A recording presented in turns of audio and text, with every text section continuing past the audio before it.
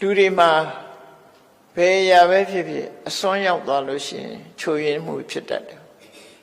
တရားနဲ့ပညာဆိုတာထိညှိထားရမယ်အရာဖြစ်တယ်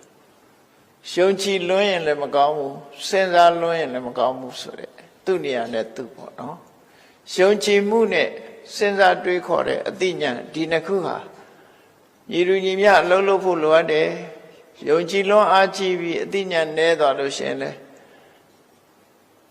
မကြည်ညိုရမယ့်နေရာတွေကြည်ညိုမဆုံးဖြတ်ရမယ့်နေရာတွေဆုံးဖြတ်လွယ်လွယ်မှားမှားတွေဖြစ်တတ်တယ်နော် blind faith ဆိုတာရှိတယ်မျက်ကန်းယုံကြည်မှုဖြစ်သွားတယ်အသိပညာမပါတဲ့ယုံကြည်မှုဟာမျက်ကန်းယုံကြည်မှုဖြစ်လို့မှန်ကန်တဲ့အကျိုးတရားကိုဖော်ဆောင်နိုင်ခြင်းမရှိဘူးတရားတရားဟာချီးမွမ်းရမှာဖြစ်တော့လည်းပဲတရားကိုပညာနဲ့မထိမှုဆိုလို့ရှိရင်လမ်းကြောင်းမဖြောင့်တတ်ဘူးဒါကြောင့်တရားနဲ့ပညာဆိုတာမြတ်မြတ်တာရှိရပညာလို့ဆိုတဲ့ဒီစဉ်းစားဆင်ခြင်တွေးတောလွန်အားကြီးပြီးတော့ယုံကြည်မှုအားနည်းတဲ့ပုဂ္ဂိုလ်တွေကြတော့လေဘာဖြစ်တုံးဆိုကောက်ချစ်ဆင်းလဲတဲ့ပုဂ္ဂိုလ်ဖြစ်သွားတယ်လမ်းကြောင်းပေါ်မရောက်ဘဲနဲ့ကောက်ချစ်ဆင်းလဲတဲ့သဘောမျိုးဖြစ်သွားတယ်အဲ့ဒါကြောင့်မို့ဒီနှစ်ခုဟာထိမ့်ချုပ်ရကောက်ချစ်ဆင်းလဲတဲ့ပုဂ္ဂိုလ်တွေဟာကုစားရခက်တယ်ပေါ့ပေသစ္စသမုဋ္ဌိတောရောဂောအတ္တိကိသောယောဂတစ်မျိုးဟာဆေးကြောင့်ဖြစ်လာပြီဆိုရင်ကုဖို့ခက်သွားတယ်ဆေးကြောင့်ဖြစ်တဲ့ယောဂဟာကုလို့ခက်ခဲတယ်ဆိုတာအသိပညာလွန်ကဲသွားပြီးတော့ယုံကြည်မှုအားနည်းတဲ့ပုဂ္ဂိုလ်ဟာအလွဲအမှားတွေပေါ်မှာပြောချင်ရပြောလှုပ်ချင်ရလှုပ်ရေးချင်ရရေးယုံကြည်မှုတွေလမ်းလွဲကုန်တတ်တာအဲ့ဒီဟာမျိုးတွေရှိတယ်လို့ဆိုလို့ဒါကြောင့်မို့ယုံကြည်မှုဆိုတာနဲ့အသိပညာဒီနှစ်ခုဟာတစ်ခုနဲ့တစ်ခုထိမ့်ညှိပြီးတော့ဆောင်ရွက်သွားကြရမှာဖြစ်တယ်ဘုရားရဲ့တရားတော်မှာစွမ်းအား၅မျိုးဆိုတဲ့ဗလ၅ဌာန်ဆိုတာရှိတယ်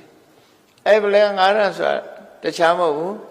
တတ္တဝိရိယတတိသမာဓိပညာဆိုတဲ့ဗလ၅ဌာန်ပဲဖြစ်တယ်တတ္တဆိုတာယုံကြည်မှုအစဆုံးအဲ့ဒီယုံကြည်မှုဆိုတဲ့ပထမဆုံးအင်အားကိုအဆုံးဖြစ်တဲ့ပညာဗလပညာတိဟုသောစွမ်းအားဖြင့်ထိန်ချုံရမယ်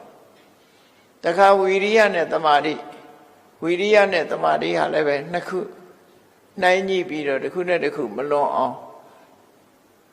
ညှိနှိုင်းပြီးတော့နေရမယ်ဘယ်သူကနေညှိနှိုင်းပြီးတော့ဆိုတတိကနေညှိနှိုင်းပြီးဒါကြောင့်မို့တတိကိုချိန်ခွင်များလို့ပဲအလဲဖို့ထားပြီးတော့ရှေ့ပိုင်းမှာတတ္တဝိရိယနောက်ပိုင်းမှာ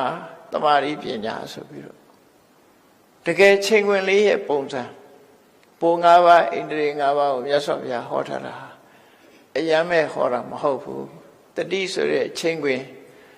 ရှားလေးကလဲဘုံမှာနေတယ်လဲဘုံမှာနေပြီးတော့နောက်နံပါတ်1မှာရှိတဲ့တတ္တနဲ့နံပါတ်5မှာရှိတဲ့ပညာထိန်းကြီးရမယ်ချိန်ခွင်နှစ်ဖက်ထိန်းကြီးတယ်လို့ထိန်းကြီးရနံပါတ်2မှာရှိတဲ့ဝီရိယနဲ့နံပါတ်4မှာရှိတဲ့တမာတိတို့ကလည်းပဲနှစ်ခုထိန်းညှိပေးရမယ်တစ်ဖက်ဆောင်းနှင်းဖြစ်သွားလို့ရှိရင်ကောင်းကျိုးချမ်းသာလမ်းလွဲသွားနိုင်တယ်လို့တရားဓမ္မဟာအញ្ချဖြစ်မှထူးခြားတဲ့အသိဉာဏ်တစ်ခုကိုဖော်ထုတ်နိုင်တာဖြစ်တယ်ဒါကြောင့်မို့ရှင်ဝက်ကလိမထေရတရားလွန်ကဲနေတဲ့အချိန်မှာမြတ်စွာဘုရားကတရားကိုလျှော့ပေးပြီးအသိပညာတိုးတက်အောင်ဆောင်ရွက်ပေးခြင်းအပြင်ဒီဝက်ကလိဆိုတဲ့မထေရနောက်ဆုံးယဟန္တာဖြစ်ကိုရောက်တယ်။ extreme ဖြစ်သွားရင်ဘယ်ရာမှမကောင်းဘူးလို့ဆိုလို့တယ်ပေါ့နော်။လွန်ကဲသွားရင်အကောင်းဟာဆိုးဖြစ်တတ်တယ်ပေါ့။